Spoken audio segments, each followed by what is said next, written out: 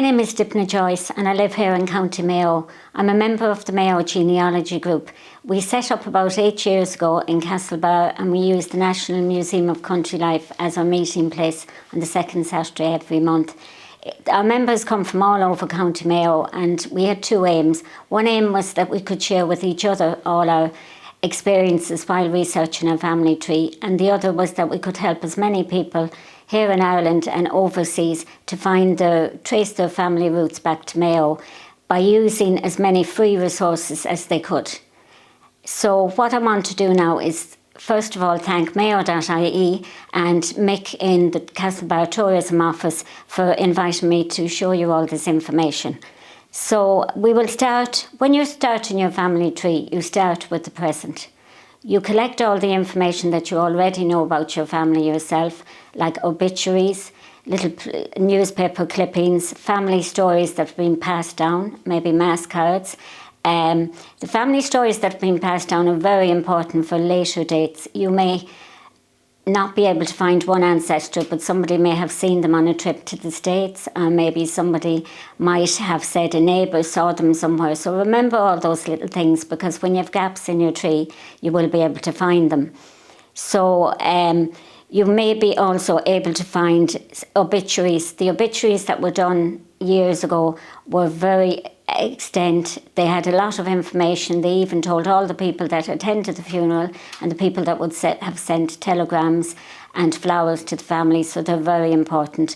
It also lists whether there were nephews-in-laws, nieces, so you can build up your family tree that way. So in Ireland, the best records that we can trace really are the 1911 and 1910 census. Very few remains before that, but I'll cover that in later slide. But the last census we did, because we had a civil war here in 1921, there was no census done there. So the last census we actually did here in Ireland was in 1926. Because of a 100-year rule, that can't be released. There has been a lot of requests for that and petitions sent, but so far they say they can't do that. But if you go to the 1911 census and the 1910 census, you can actually compare them to find out what has changed in your family in the meantime. For example, maybe the head of the household has actually passed away in the meantime. In the 1911 census, it tells you how many years the couple were married, how many children they had living, and how many children died. So when you go back to the prior census in 1910, you might be able to pick out the children that might have passed away in the meantime. If it's an older family in 1910, you'll know who has moved out or maybe got married or something. On the census as well, another thing you can find out is what sort of house they lived in, how many windows. That was important at the time because they paid tax for fresh air, and so that was why sometimes you saw the half door. The half door was open in the day to let the daylight in, but they need as little as light possible because they would have had to pay tax on that. When you look at the census as well in 1910 and 1911, which doesn't seem that long ago, but you will be surprised at how many children people had. And there was a huge mortality rate as well, because at that stage there wasn't any vaccines, there wasn't any, there was no cure for pneumonia, no cure for TB. So you will actually find that a lot of children died when you were researching your family tree. Just a tip if you're searching the 1911 and 1901 census, most people will search it by a surname, but you have to realise that people transcribed these and may not have been familiar with the names. So you have to browse as well by the townland. If you know where they came from, search the county first, search the town then, and then search the townland, and that's where you might find your relative, but just the name may be spelled differently. The best way of finding family really is to look in land, because the reason mostly that people are listed for land was taxation purposes. When you go back prior to the 1910 and 1911 census, what you will find is that it's just the leasee himself that's mentioned, say the father or whoever owns the land. But it's still worthwhile, if you know the area they lived in, to see had they been there at that stage. So first of all, we would have, back in the 1850s, a man called Richard Griffith went around Ireland and he started to search whoever was liable for taxation at that time. Griffith's valuation will show you the town lands, the people that leased, also who they leased the land from, but it actually has fantastic maps. And if you go into the maps where you find your person came from, you will often find that there'll be a cluster of houses at that time. And these were called clachans. Everybody lived near each other at that time, and you will find where your people came from. There could be maybe 14, 15 houses, where now there may not even be a house on that land, or just one dwelling. But Griffith's valuation also has maps. The maps are excellent because what you can do is when you pinpoint them at that time, you can bring it forward to this day, so you can see what's in that field, you can see if there's a house there to that day, and possibly if you're travelling to Mayo and you're searching, it would be worthwhile to stop in that village and ask people, local people, about that particular area, because they may be able to tell you who moved on in the land. If you want to go back a little bit earlier than that, you can go to the tithe allotment books. Now, this was where taxation was collected for the Church of Ireland, which was the established church at the time, and it was mostly agricultural land. So you will only find people that lived out in the rural areas in this, and you will only find the person's name themselves, the lesser themselves. But it's still another way of searching your family and finding out if they were even there as early as 1820s. There are also the valuation house books. These are the ones, these will show the towns, the people that lived on the streets in the towns. They're an excellent source of research are the council valuation books. The only place you can search these online free is with Family Search at the LDS site. Now, I'll mention that later on, but you can search that, but you have to order the microfilms. What we have done as a group, and if you do visit Ireland, what we have done as a group is gone to Dublin. We've searched these council valuation books. These are a fantastic resource. They start at 1840, and you can see the change of owner. It's colour-coded, so you know when someone dies. And if you're doing your family tree and you don't know when your ancestor died, if you search these council valuation books, usually roughly 2 years it takes to transfer the land, so you can backdate it. Now, I mentioned all the census and the possibility that some of them were destroyed, and the myth is that all the records were destroyed for the census. But there is another helpful resource that you can use. In 1907, the pension was introduced, and the way that people were entitled to the pension was 2 ways. They had to remember the night of the big wind. They had to be alive when that was, so that was 1838. And there are numerous accounts of the big wind. They say that there was something like a tsunami in Westport, and some things were blown as far as Foxford. There's all stories around that. But that particular day of the night of the big wind, there were 4 seasons in the one day. And it started, now I forget the sequence myself, but they actually had snow, they had rain, but they had brightness, really, really brightness, and then all of a sudden the sky went dark, and people were afraid, and they went into their homes. Most of them decided they were in for the night, so lit fires, and they would have been very shanty homes, wooden homes, especially in the cities, and a lot of them went on fire. So there was a lot of destruction, if you check even in Dublin City on that particular day. But going back to the census, if you could say you were alive on that day, you were entitled to the pension, but you were also, if possible, required to get a previous census to prove it. So a lot of people sent in the 1841 and the 1851 census. And although in the forecourts, when the rising was on, and they lit the forecourts on fire, these extracts were actually in the pension office. So that's why these are available today. So you will get a lot of detail on your family at that stage as well. You can also search free for deeds.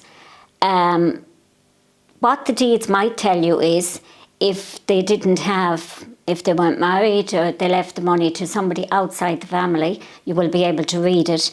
And you will also know this is actually a calendar of wills and deeds of administration, so it's only a small detail on the will itself. It's just an introduction to the will. So you will also see that how much they left. Now, you can actually purchase the original will from the National Archives in Ireland, and you will get more details, because in those days a lot of people left money maybe to charities as well, maybe the parish priest.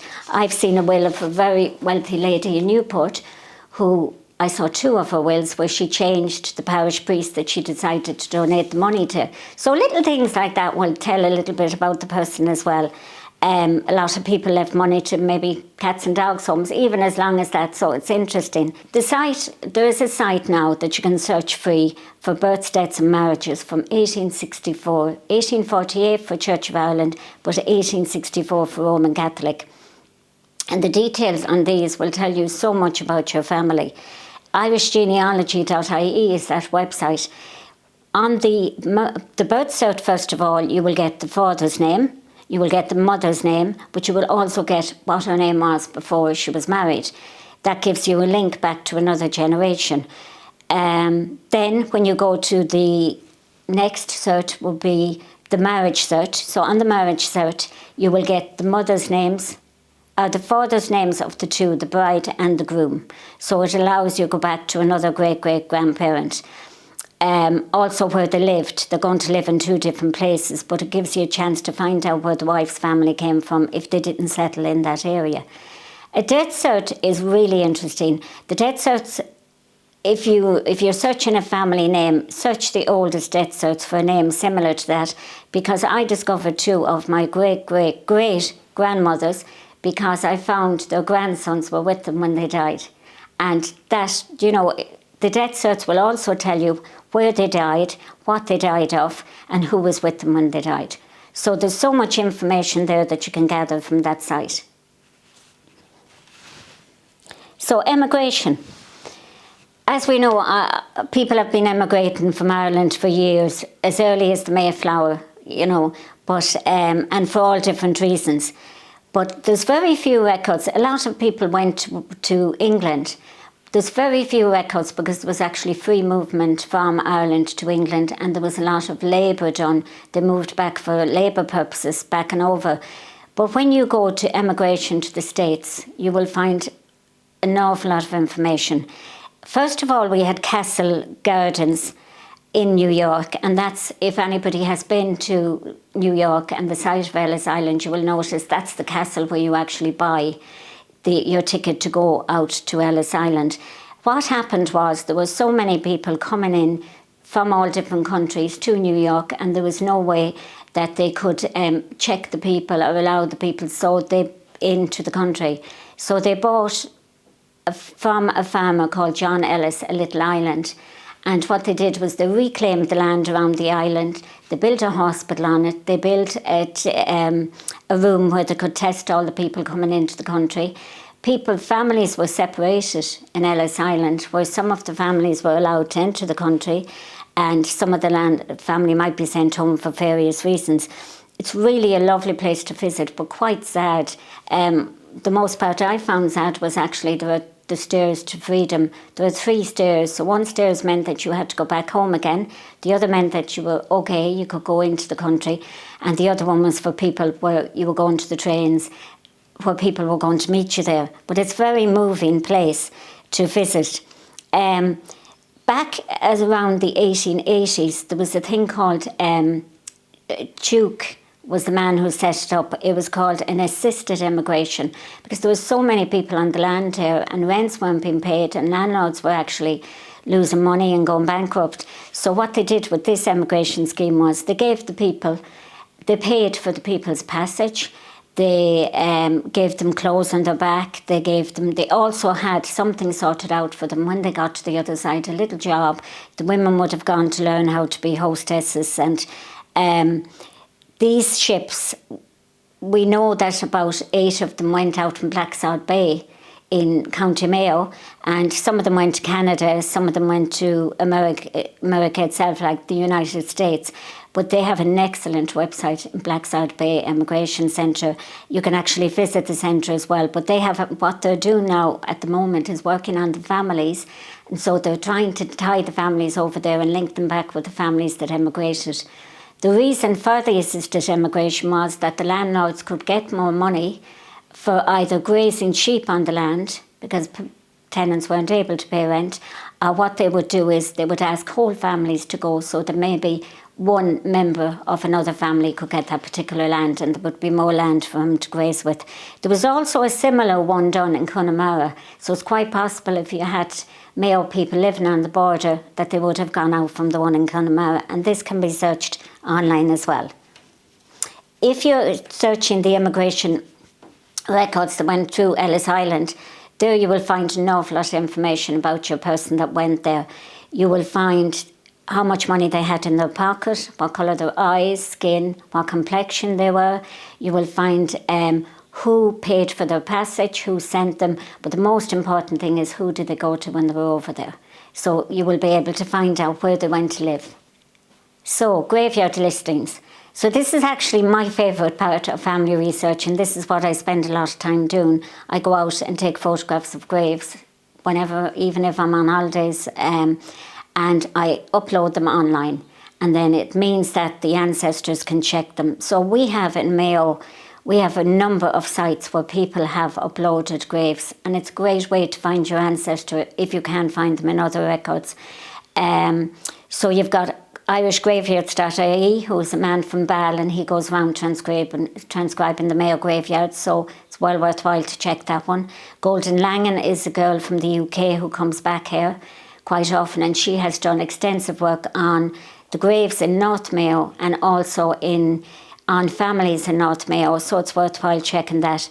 BernieWorld.net then for anybody who comes from, say, Cleveland, Ohio.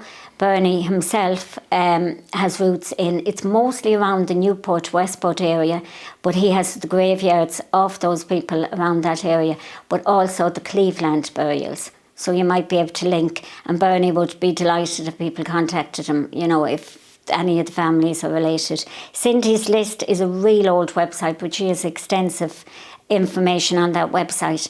I'd like to mention Find a Grave. Find a Grave is a fantastic website because if you find your relative in the States or your relative in Ireland, you can actually link them up. So you can just click on one grave in Ireland, and you can find, say, whether people went to America, and you can click on that. It links families, brothers, sisters, whatever, and it's all run by volunteers. So, I mentioned earlier about Family Search. So, Family Search is the Mormon website. It's the Church of the Latter-day Saints, LDS.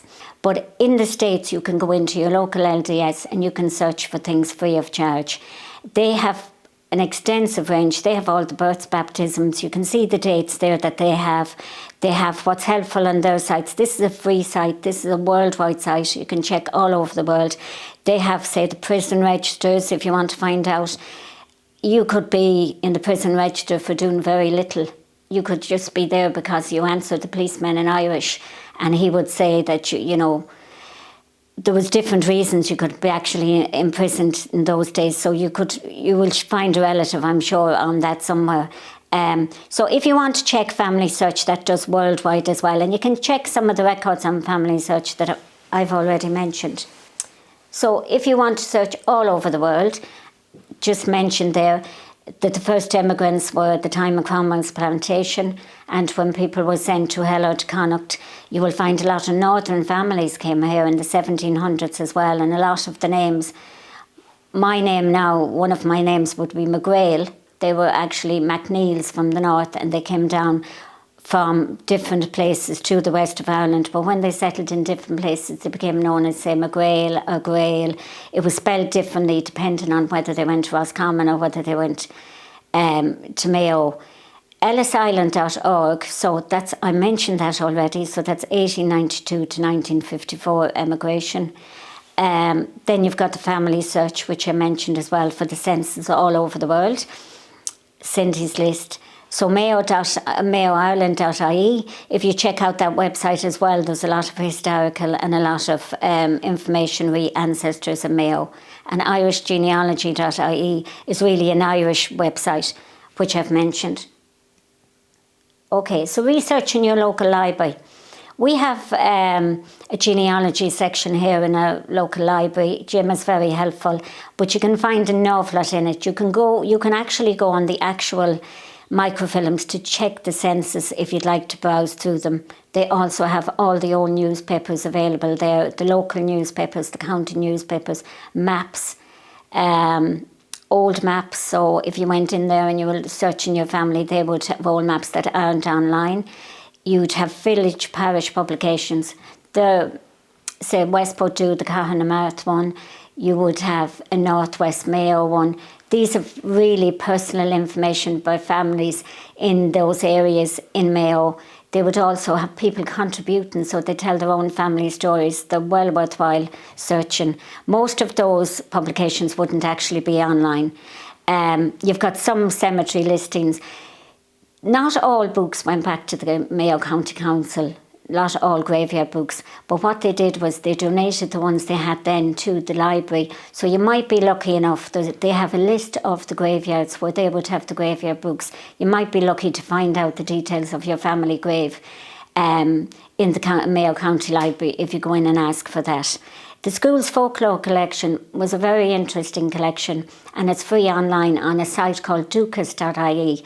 It's also available in the library. You can go through it on the microfilm.